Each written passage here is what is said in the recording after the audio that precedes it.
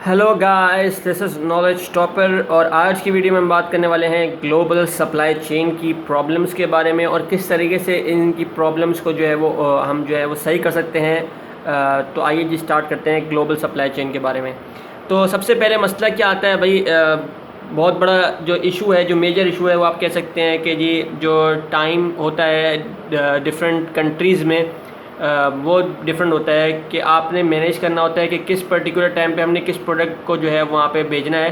तो जो geographic timings होती हैं वो बहुत मेन प्रॉब्लम क्रिएट करती हैं। एक मेजर प्रॉब्लम है कि कहीं पे दिन हो रहा होता है, कहीं पे सुबह हो रही होती है, तो फिर उस हिसाब से जो है वो आपको मैनेज करना पड़ता है अपनी सप्लाई चेन को कि आपने किस टाइम पे कौन सा प्रोडक्ट जो है वो भेजना है। उसके बाद जो है वो बेसिकली जो है वो डोमेस्टिक सप्लाई चेन कहीं पे डिफरेंट होती है, कहीं पे ज़्यादा होती हैं।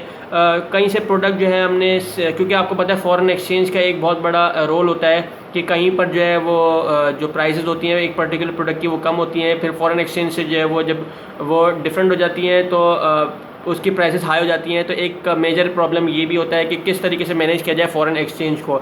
उसके बाद जो है वो बेसिकली कल्चरल डिफरेंसेस होते हैं। एक गवर्नमेंट की पॉलिसीज़ होती है, डिफरेंट कंट्रीज़ में डिफरेंट पॉलिसीज़ होती हैं, तो उन सब पॉलिसीज़ को जो है वो लेके चलना पड़ता है। कल्चरल डिफरेंसेस होते हैं, कहीं पर जो है वो कोई प्रोडक्ट हलाल होता है, कहीं पर वो प्रोडक्ट हराम होता है।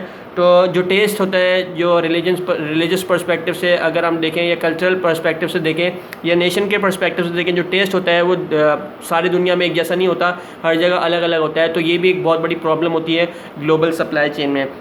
उसके बाद जो है वो बेसिकली जो है वो जो प्रोडक्ट की प्राइसेस मैंने अभी आपको बता दी, और उसके बाद जो एडिशनल कॉस्ट लगते हैं ट्रांसपोर्टेशन में, सही है जी, जो इन्वेंट्री आप देते हैं या वो टैक्सेस वगैरह आपको पे करने होते हैं, सही है जी। तो ये सारी जो है बहुत बड़ी प्रॉब्लम्स क्रिएट हो जाती हैं। उसके बाद जो परफॉर्मेंस स्टैंडर्ड होते हैं वो ज़्यादा डिफरेंट होते हैं रीजन टू रीजन या नेशन टू नेशन।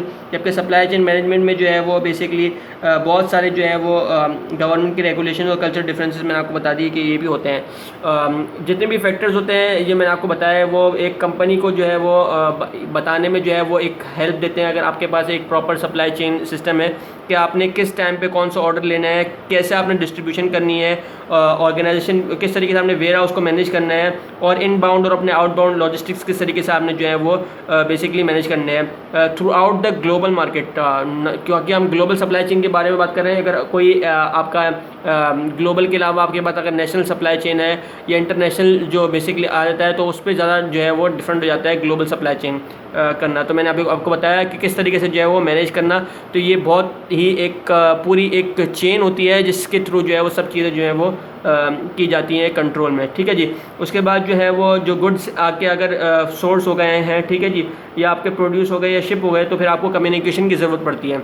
बहुत इंपॉर्टेंट चीज़, क्योंकि आपको पता है कि जब इंटरनेट नहीं था तो ग्लोबल प्रॉब्लम्स बहुत ही ज़्यादा डिफ़िकल्ट हो गए, ग्लोबल सप्लाई चेन बहुत ही ज़्यादा जो है वो इनके प्रॉब्लम्स बहुत ज़्यादा हो गए थे। लेकिन जैसे ही इंटरनेट टेक्नोलॉजी आई तो जो वेब बेस्ड सिस्टम होता है तो उसने जो है वो इनकी चीज़ें जो है वो बहुत आसान कर दी। आप ट्रैक कर सकते हैं कि आपकी पर्टिकुलर लोकेशन किस जगह पर जा रही है, आपको फॉरेन एक्सचेंज के बारे में जो है वो सारी इन्फॉर्मेशन होती है, आपको जो है वो टाइम के बारे में सारी इन्फॉर्मेशन होती है, आपको सारे जो है वो गवर्नमेंट के जो पॉलिसीज़ हैं एनी पर्टिकुलर कंट्री में, किसी पर्टिकुलर कंट्री में, आपको उसके बारे में सारी जो है वो चीज़ें पता होती हैं कि किस टाइम पे जो है, तो उस हिसाब से आप जो है अपनी प्राइस वगैरह भी सेट कर सकते हैं, किस उस हिसाब से जो है अपना टाइम मैनेजमेंट कर सकते हैं। मैप्स के थ्रू आपको पता चल जाता है कि कौन सा रूट सही रहेगा, कौन सा रूट सही नहीं रहेगा। तो ये सारी जितनी भी चीज़ें होती हैं मैंने आपको बताया, इनबाउंड लॉजिस्टिक्स, आउटबाउंड लॉजिस्टिक्स और प्लानिंग, सोर्सिंग, जितनी भी सारी चीज़ें हैं वो सब जो है वो इंटरनेट के थ्रू जो है वो आसान हो जाती हैं। तो ये एक बहुत बड़ा इंपॉर्टेंट जो है वो मेजर फैक्टर होता है to overcome these global supply chain की प्रॉब्लम्स, ठीक है जी।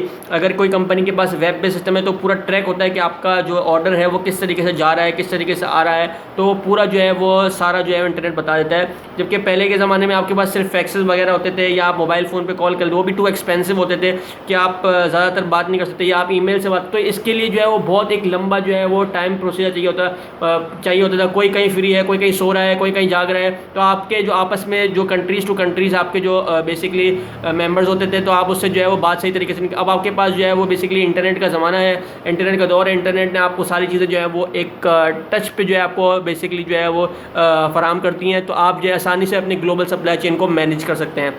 प्रॉब्लम्स आती हैं। मैंने आपको बताया कि किस तरीके से जो है वो मैनेज करना। तो इंटरनेट ने जो है वो सबसे ज़्यादा मेन इंपॉर्टेंट चीज़ जो है वो इंटरनेट ने जो है वो इसको आसान कर दिया है, और सारी जितनी भी प्रॉब्लम्स आती थी रिलेटेड वो सब जो है वो इंटरनेट ने जो है वो आसान कर दी है। तो जी ये था ग्लोबल सप्लाई चेन की कुछ प्रॉब्लम्स, और साथ में मैंने आपको बताया कि किस तरीके से जो है वो उसको ओवरकम किया जाता है। एक वेब बेस्ड सिस्टम के तहत अगर कंपनी जो एक वेब बेस्ड सिस्टम लगाती है तो आपका पूरा जो है वो सारा उसके अंदर जितनी भी प्रॉब्लम्स हैं आपकी सब आसान हो जाती हैं। आपके टाइम, आपको फॉरेन एक्सचेंज का, आपकी गवर्नमेंट पॉलिसीज़, टैक्सेस किस तरीके से आपने पे करने हैं, कौन से पे करने हैं, किस टाइम पे कितने जो है अमाउंट टैक्सेस की बढ़ी है या कम हुई है, किसी पर्टिकुलर कंट्री में वेदर की क्या फोरकास्ट है, उस हिसाब से जो है सब आप जो है वो आपको इंटरनेट के थ्रू, वेब बेस्ड सिस्टम के थ्रू जो है वो आपको पता चल जाता है। आपको ट्रैकिंग जो है वो सारी पता चल जाती है कि आपका पार्सल कहाँ गया, किस तरीके से गया। तो सब आसान हो गया है, बहुत रिड्यूस हुई है कॉस्ट इस इंटरनेट की वजह से, और ग्लोबल सप्लाई चेन में इसने बहुत हेल्प की है। तो जी ये था ग्लोबल सप्लाई चेन। उम्मीद आपको समझ में आया होगा। अगर समझ में आया तो हमारे पेज नॉलेज चैनल को लाइक कीजिए, सब्सक्राइब कीजिए, and don't forget to press the bell icon. Thank you जी वेरी मच। अल्लाह हाफिज़।